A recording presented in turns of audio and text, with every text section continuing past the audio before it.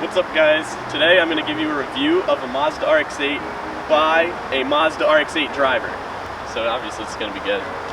So let's start with the interior. The bucket seats, these front bucket seats, they're great. I love them. They really hold you. They work pretty well. Moving on to some other stuff, we have a shifter. The shifter is pretty short, so when you are shifting it, sometimes if you have a water bottle in the cup holder, it kind of hits it and you do like a weird thing like that. The handbrake, it's kind of far away, but it does its job. The glove box, it's average. The center console's pretty cool. Runs all the way from front to back, and it's got a whole bunch of secret compartments and latches and stuff, which is awesome. The dashboard over here is cracked, and it's gonna be cracked, and it sucks. You just gotta deal with that, because it will crack. Yeah, so that's pretty stupid, but that's whatever, you know. I like to have some fun with it, and when there's a passenger sitting in the seat, I'll be like, oh yeah, they're like, why is it cracked? I'm like, oh yeah, the airbag is pushing on it, so it could just burst at any moment. And then some people are dumb enough to believe it. Obviously it's not the airbag, it's just a crack from like the sun and stuff, but it's fun to give them a good scare. Now onto the exterior. There's a couple things.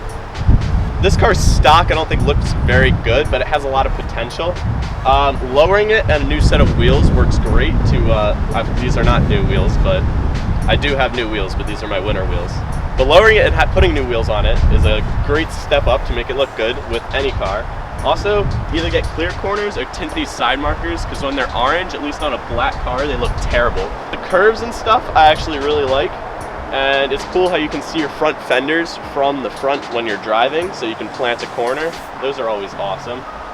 So another thing that I really like with these cars is adding eyelids. Eyelids look super cool, so does a window banner on the top. One of those things that keeps the sun out too. So those are a couple things that I like to do to this car to make it look a little bit better. But enough about how it looks, how about the performance? So the performance of this car, the suspension stock is a little bit stiff, but there's nothing that some Tane Flex Z coilovers can fix, and they're on a budget, so it makes this thing perform a lot better. So it also has a limited slip differential in the back, which causes you a little bit sometimes to understeer, but yo, you can oversteer too. This thing does kick the back end around. Another thing is the engine's a little bit light, so sometimes you can struggle to get grip on the front end, but I'm being really picky here. For the price, this car performs so well. It's one of the best performing chassis out there, definitely, for the price. So now on to the engine.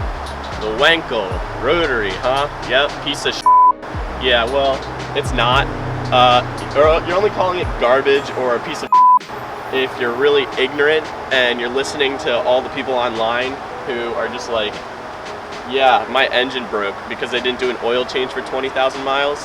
But regular maintenance on this thing and you'll have no problems for a while. So this car is slow, right? Yeah, no, not really. I mean, it's slow in low RPMs, but we got 9,000 of them. And when you get to about 5,000, it's gonna really push you into the back of your seat.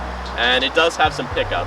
It's not super fast, but it's definitely not slow, and it's definitely fast enough so that you can have a lot of fun with it. This thing's definitely fast enough to beat your buddy's stock Civic.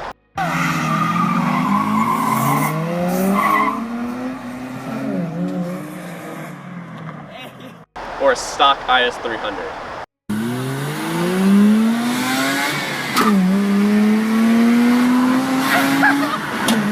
Oh man!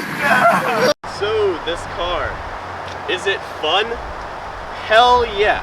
And that's the only thing that you should really care about in a car review.